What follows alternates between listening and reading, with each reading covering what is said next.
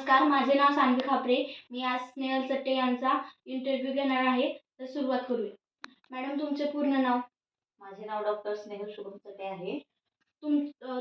तुम्ही कोणत्या पदावर आहात?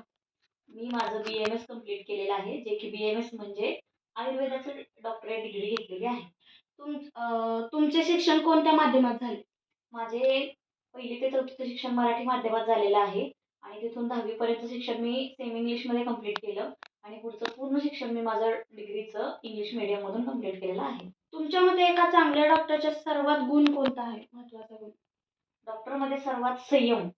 संयम हा खूप महत्त्वाचा आहे. जर तुमचा डॉक्टरी पेशा असेल, तर तुमच्यामध्ये पोलाइटनेस, संयम, समोरच्याशी शांतपणे बोलणे हे गुण असणं खूप गरजेचं आहे. तुम्ही या पदावर असताना किती संकट पार करावे लागले? संकट म्हणजे पेशंट येतात, त्यांच्याशी डील करणं हे सोपं नाहीये. प्रत्येक पेशंटशी वागणं, त्यांच्याशी बोलणं, त्यांच्याशी त्याच प्रकारे बोलणं, त्यांना त्या भाषेत समजतं त्या भाषेतच बोलणं हे खूप संकट आहे. आपल्याला वाटतं हे नॉर्मल आहे, पण हे नॉर्मल नाहीये.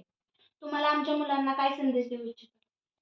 सर्वांनी पुढं शिकलं पाहिजे आणि उच्च शिक्षण घेतलं पाहिजे. नुसतं 10वी-12वी करून उपयोग नाहीये.